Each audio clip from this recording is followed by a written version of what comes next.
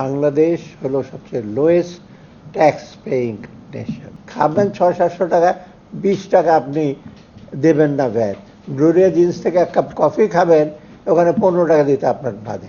তো এইরকম যদি থাকে, অ্যাটিটিউড থাকে, তবে তো কিছু বাংলাদেশ হলো সবচেয়ে লোয়েস্ট ট্যাক্স পেইং নেশন। খাবেন 600-700 টাকা, 20 টাকা আপনি দেবেন না ভ্যাট। ব্লুরিয়া জিন্স থেকে এক কাপ কফি খাবেন, ওখানে 15 টাকা দিতে আপনার বাদে।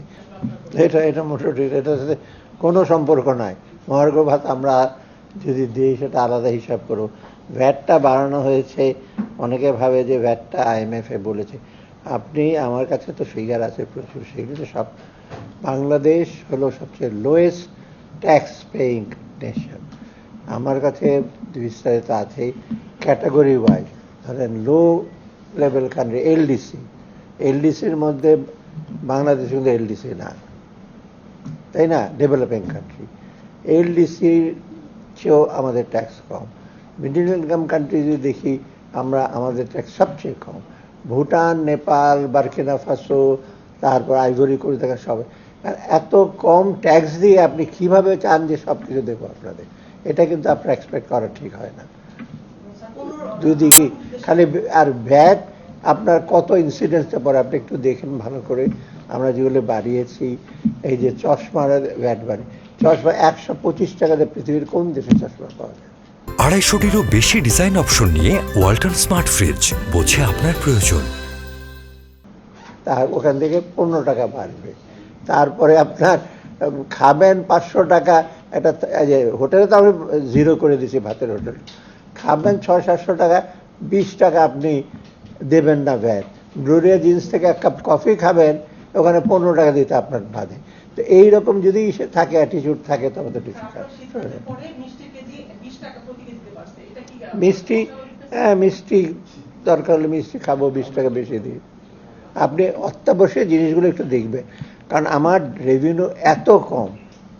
আর তারপরে আমরা এটা তো আপনারা পুরো পিকচারটা আপনাদের কাছে এখনো আসে নাই, তো আসার কথাও না। যেভাবে আমরা এই যে আমি ইসলামিক ডেভেলপমেন্ট ব্যাংকে গেলাম, আমরা যখন আসি $135 মিলিয়ন আপনার এলএনজির বিল পাওনা ছিল। We have paid it back. এখন ওরা বলছে আবার $1 বিলিয়ন দেবে। গমের রাশন শিপ রাশন অ্যাম্বাসেডার, তুমি টাকা দিচ্ছ না। আপনার যে হিস্টোরিক্যাল যে দেখবেন, ওই সময় এই ছিল, এখন খারাপ হচ্ছে। ওই সময় যে খুব ভালো ছিল বা ভেতরে যে ভালো ছিল, সেটা তো আমরা টের পাই। এই সমালোচনা করে তো আমরা জিনিসটা খারাপ। আপনাকে বলি, আমার যারা সমালোচনা করে বেশিরভাগই তো আমার ছাত্র পাইছে। ওরা যেগুলি করে, ওই কেন কি রাজস্ব নিয়ে বাড়ান না, বলেন কোথায় বাড়াবো আমাকে বলে, খালি বলে দিলেই তো হবে না, বাড়ান।